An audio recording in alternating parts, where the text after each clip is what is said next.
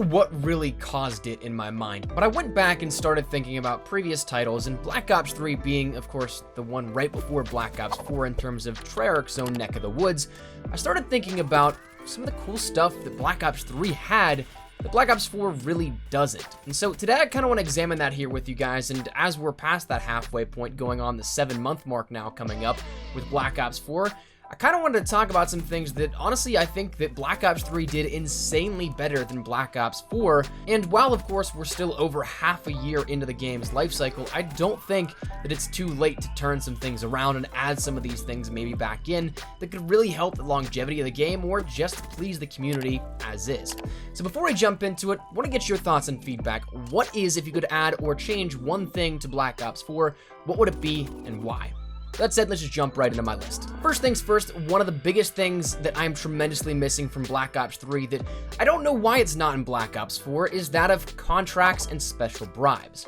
Now, Black Ops 3 was one of the catalysts here for a system that we'd see in place over the next couple of years. We saw it in Infinite Warfare. We saw, of course, contracts and orders being a big part of Call of Duty World War II last year, but contracts and special bribes and special orders in Black Ops 3 were fantastic. You ended up having your daily and weekly challenges initially, which the daily challenges offered up a crypto key bonus for players, while the weekly challenges offered up key bonuses plus a mercenary contract token. And that token then could be in turn used for 1 hour of in-game playtime with Blackjack, who was then the only post-launch specialist that we'd end up getting in Black Ops 3. These challenges weren't too tough or over-the-top hard, but instead allowed players to get a little bit more out of their playing experience and also tasked them with something to keep them busy and interested in playing the game.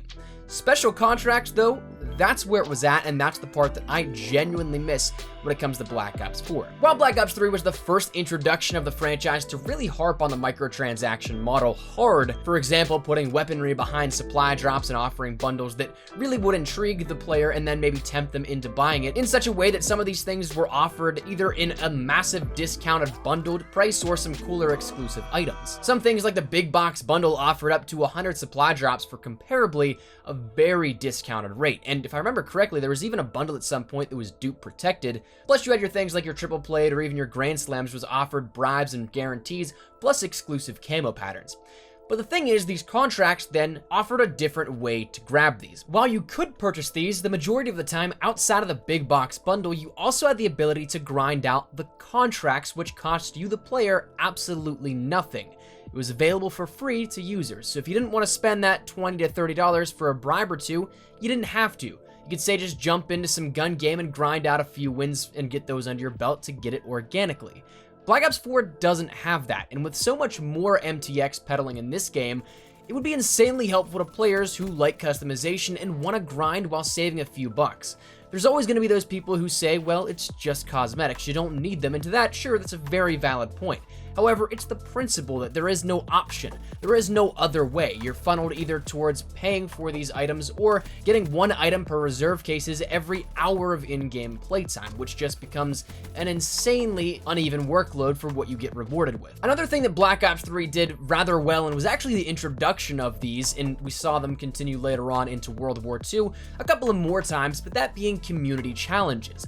We saw a couple of times within Black Ops 3 that we had things like weapon camos as that highest tier thing for community challenges, but essentially Treyarch set this bar for whatever the challenge may be. I think it was X amount of zombies kills for the one, and other comparable things that it would take a little bit of time and globally would require all players to at least somewhat partake in it. It of course could be done if you didn't necessarily chip in, but still the principle of it again came down to the fact of it gave players an incentive to play. It gave them something to look forward to chip away at as a community, and brought together this entire common goal to get some cool rewards. We haven't seen anything like that within Black Ops 4, and again, with the idea of, say, a bundle or a bribe of some sorts, that would be great to see, or even an exclusive camo pattern of some sorts would be awesome as that top tier for a community challenge.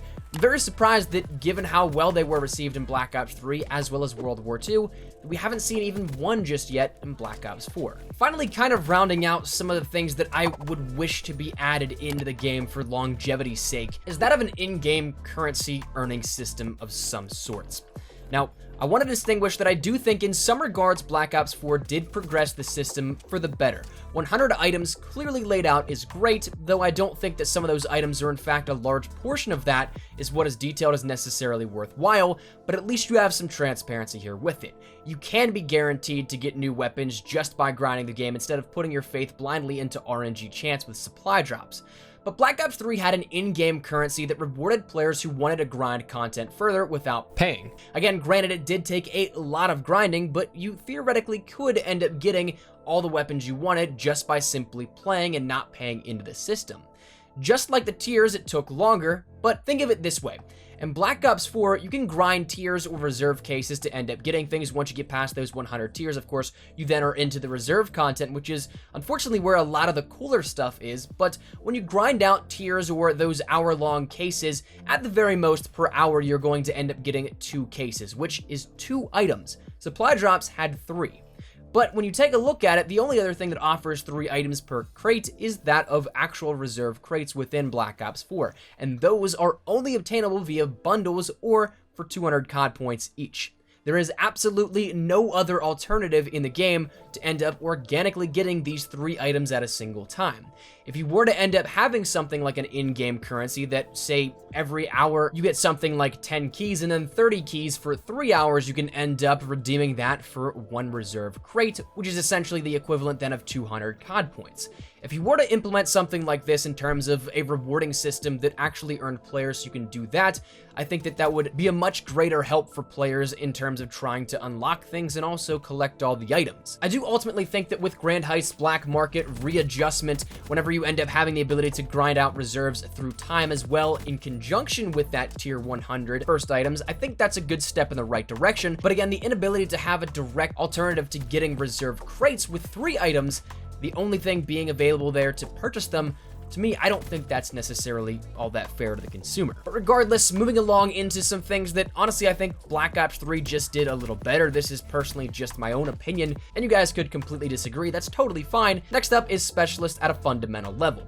Specialists in Black Ops 3 were, of course, the first introduction to this hero-based system that we end up seeing continue on through Infinite Warfare, slightly in World War II with Divisions, and then also now again returning in Black Ops 4. But in Black Ops 3, you had one or the other. You ended up having the ability to choose either the lethal or the tactical, not both. Black Ops 4 kind of takes that a step further and allows players to get not only their tactical multiple times a game, but also potentially their lethal as well. To which, in that regard, with things so powerful like Prophet's Tempest, or things like the War Machine, the Seeker Shock Drone, Nomad's Dog, and so on and so forth, to me, it just presents itself more so as a participation medal for players that don't have the ability to earn kill streaks or anything like that. And while you might not necessarily get killed as many times as you think by these items, it still ends up negating probably what could be some decent streaks for some players. So if it were all completely up to me, I'd say go back to the one or the other system.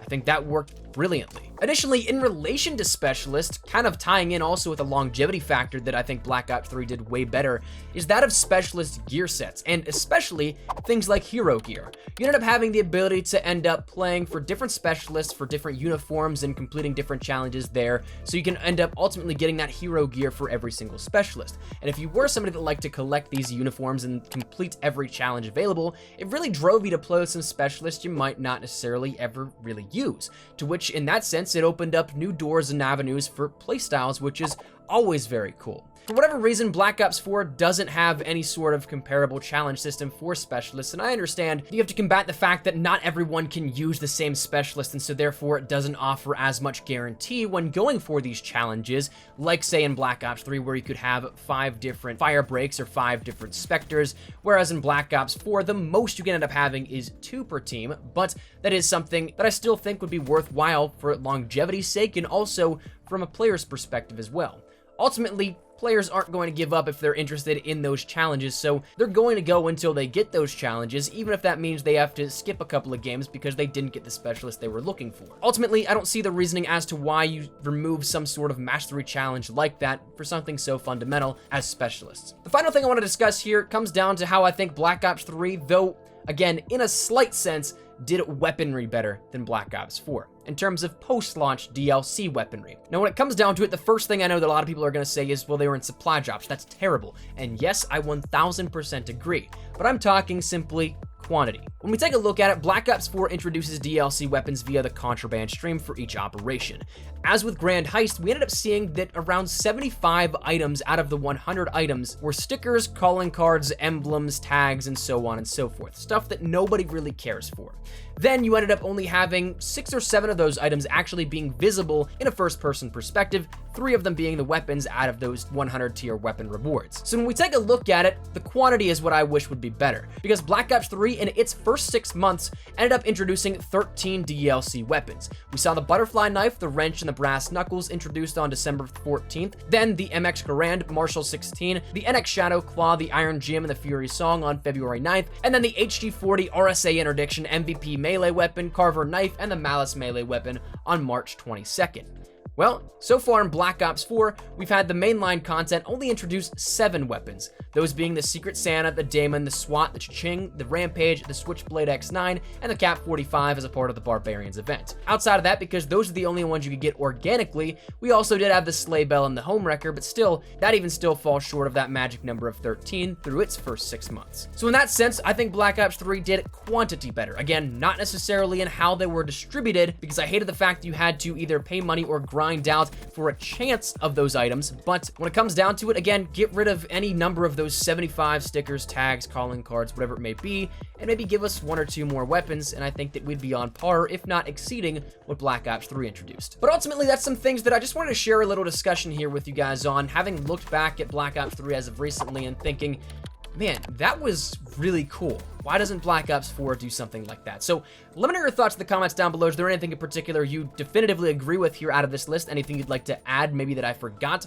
Whatever it may be, feel free to let me know your thoughts in the comments down below, but wanted to kind of just have a regular general discussion with you guys and open this up a little bit to you. So hopefully you enjoyed the video. If you did, make sure to drop a like down below, subscribe to the channel if you guys are new and want to see the video of all things Black Ops 4, MP, Blackout, Zombies. We got you covered with the best of updates, news, information, tips, tricks, all that good stuff. So if any of that interests you, hit the subscribe button so you don't miss a single thing. If you guys also want to follow me over on Twitter and Instagram, there's the best place to get connected from outside of YouTube. Correct, live on both those. So if you guys want to check out a conversation, ask me a question, whatever it may be, that link is down there in the description below. Well, let's end another way. Thank you guys all so much for watching. My name is Espresso. I'll see you guys later. Take care and peace.